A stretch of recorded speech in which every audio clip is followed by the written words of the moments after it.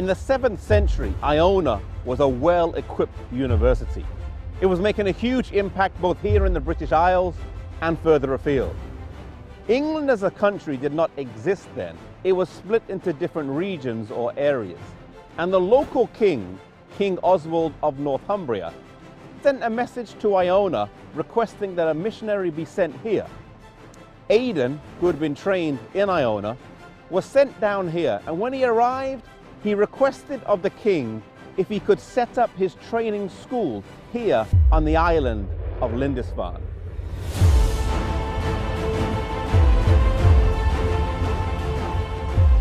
Lindisfarne lies 235 miles from Iona, which if travelled by foot would take over a week.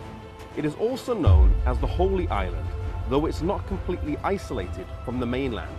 It's a tidal island, approximately 1,000 acres, 3 miles long and 1.5 miles wide, and twice a day when the tide comes in, the island is isolated.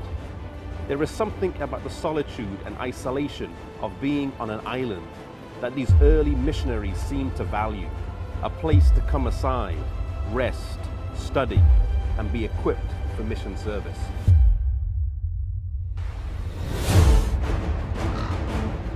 Aidan was well balanced in character. He was strong in religious fervor. He was very industrious, and it was said that he was never idle.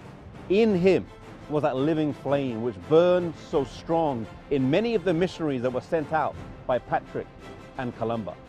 He was deeply concerned for the poor and spent much of his life in an effort of ransoming slaves. You see, he had a very practical faith.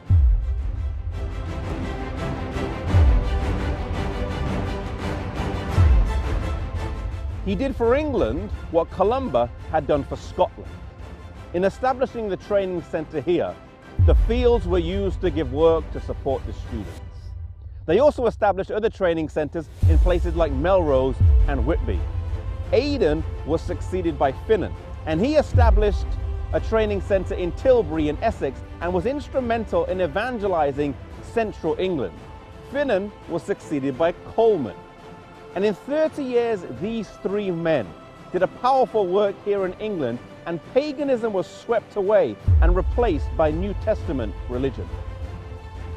These great men were not monks as we would understand today, but missionaries maintaining the faith that they had learned on Iona.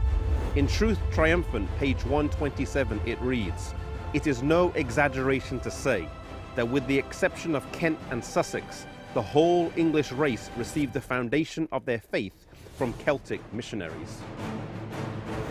You see, in 30 years, these men took the gospel to the country of England, and almost 3/4 was won by their missionary work.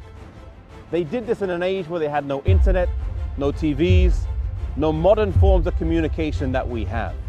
Today, God has placed us in different parts of this country, in different parts of the world. And He's given to us His word, He's given to us the message that He wants to be taken to every nation, tongue, and people. May we be faithful in our local churches and in the communities that our churches are placed in, that we would take the message and share it with those who have not heard that Jesus can come soon.